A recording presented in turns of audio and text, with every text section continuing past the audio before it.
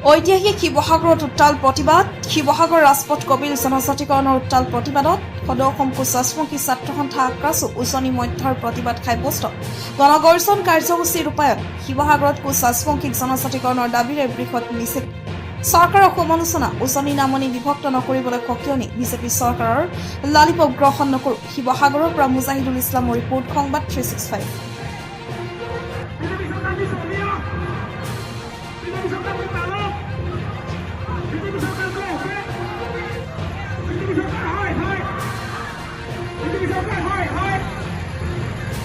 এই ঐতিহাসিক শিৱসাগৰৰ বৰ্ডিং ফিল্ডৰ পৰা কোচ ৰাজবংশী জনগোষ্ঠী লগতে 5 জনগোষ্ঠীৰ জনজাতিকৰণৰ দাবীত এক গণগৰ্জনৰ কাৰ্যসূচী আমি ৰূপায়ণ কৰা হৈছিল। আমাৰ স্পষ্ট কথা কোচ ৰাজবংশীকে ধৰি অন্য 5 জনগোষ্ঠী কিন্তু বৰ্তমান সময়ত এই চৰকাৰখনৰ বিৰুদ্ধে সন্তুষ্ট নহয়। আপোনালোকে জানে আজি কেন্দ্ৰত 3টাকৈ কাৰ্যকাল প্ৰধানমন্ত্ৰী নৰেন্দ্ৰ মোদী ডাঙৰীয়াৰ চলি আছে, ৰাজ্যত 10টাকৈ বছৰ আজি বিজেপি নেতৃত্বাধীন চৰকাৰখনে কাৰ্যভাৰ লৈ আছে।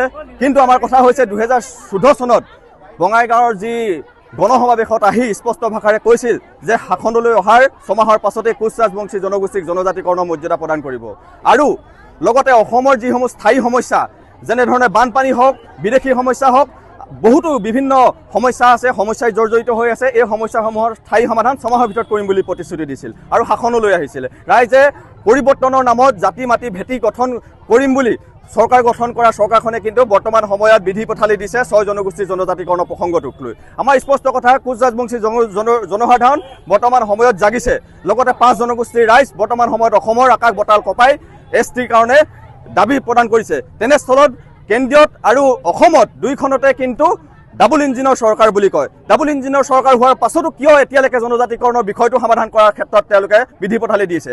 আমি যে কোচ ৰাজবংশী ৰাইজ শিৱসাগৰৰ ৰাজপথত নামিবলগীয়া হৈছে। আজি নিজৰ প্ৰাপ্য অধিকাৰ বিচাৰি আজি কোচ ৰাজবংশী ৰাইজ ৰাজপথত নামিছে।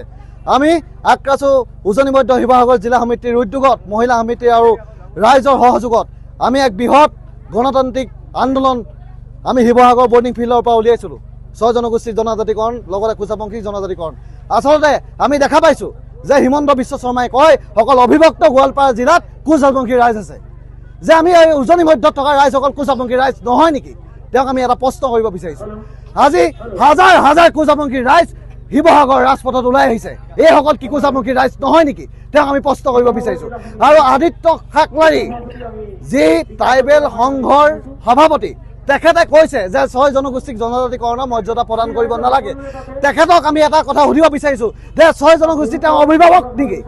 তেওঁক আমি নিৰ্বাচনৰ প্ৰাকখনতে তেওঁক আমি দেখা পাওঁ, নিৰ্বাচনৰ পিছত তেখেত নাইকিয়া হৈ গুচি যায়। কি আচলতে তেখেতে কি বুজাব বিচাৰিছে? তেওঁক আমি ইয়াৰ পৰা হকি আনি ঐতিহাসিক শিৱসাগৰৰ পৰাই হকি আনি দিব বিচাৰিছোঁ। তেনেকুৱা ধৰণৰ টুলুঙা মন্তব্য প্ৰদান নকৰিব।